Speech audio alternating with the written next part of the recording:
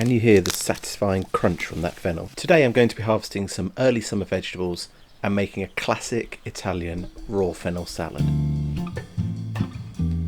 Let's see what's ready to harvest out in the vegetable garden.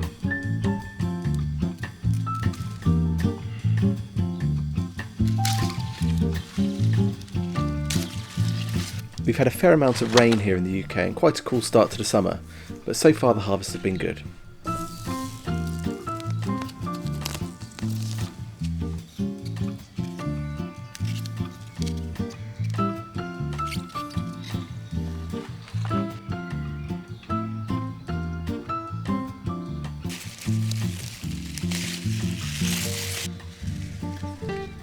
There's one vegetable that I'm watching keenly this year because the crop looks really good, and that's these broad beans.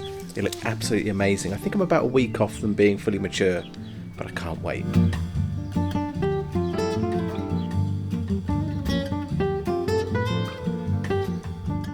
Not a bad haul, but it's the fennel that we're going to be focusing on today. I've started by cutting the fennel in half, and I'm just shaving it through a mandolin.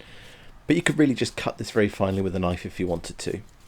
But I do have to say that with a mandolin you get these amazingly thin shavings which are great in a salad. Get yourself a nice lemon for this. If you've got homegrown, even better. From here it's actually pretty simple. Just give it a good glug of olive oil. And then once you've done that you want to move over and squeeze in the lemon. Add in a pinch of sea salt and then just mix it all up. And there we have it, something that's so simple to make and just makes a fantastic side dish for so many things. And that aniseedy flavour that you have coming through from it, balanced with the acidity and that pinch of salt, is just incredible. Oh, you're still here, are you? Well, thanks for sticking around. I don't know if you noticed when I was cooking in that video, say cooking, I was making a salad really, but there was an olive tree behind me which is new to the garden. I mean, it's not new to the world because it's about 300 years old, which is amazing. But it's the start of something new, which is the whole kind of Mediterranean area over there. So the first piece of the jigsaw puzzle, but I just absolutely love it. And fingers crossed, we'll get some olives off it. I think here in the UK it's going to be on and off. Some summers we will, some summers we won't, but hopefully I'll get lucky in this first year.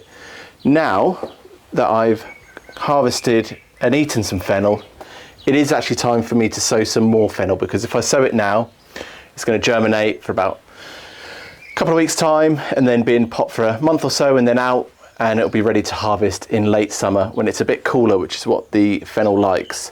So we're going to sow some more of those. It's the same variety that I always grow, these Romanesco bulb fennel seeds.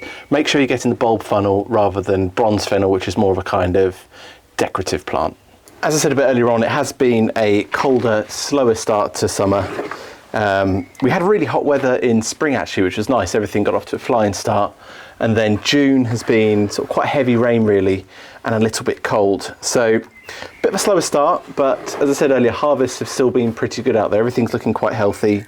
Nothing's suffering particularly, and it's all had a really good water. And as you see, I'm just filling up this seed tray with some multi-purpose compost, and then I'm going to scatter the seeds on top of this fennel.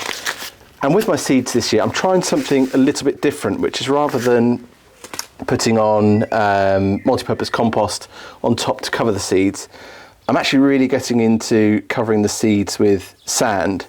And I don't know why, I feel like it kind of holds the seed in place a little bit better when you water it, because there's a bit more weight there.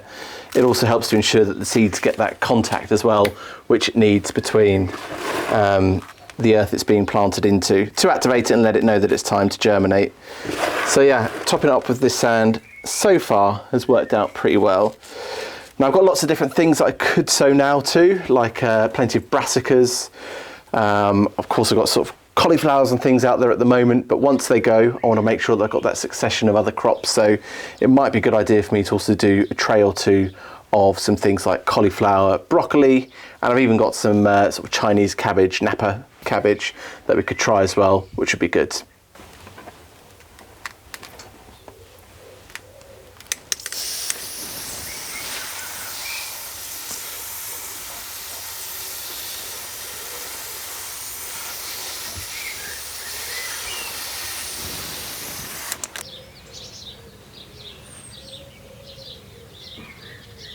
Now before you go, I wanted to show you something really special.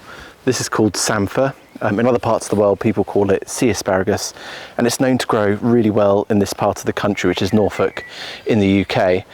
And it's quite interesting because, I have to try and remember this off the top of my head now, but I think it was 50% of garden soil. Then I put in 30% of sand and 20% of compost into the potting mix, mix that all up. And also there's sea salt in here because this is something that normally lives on the marshes around the coast.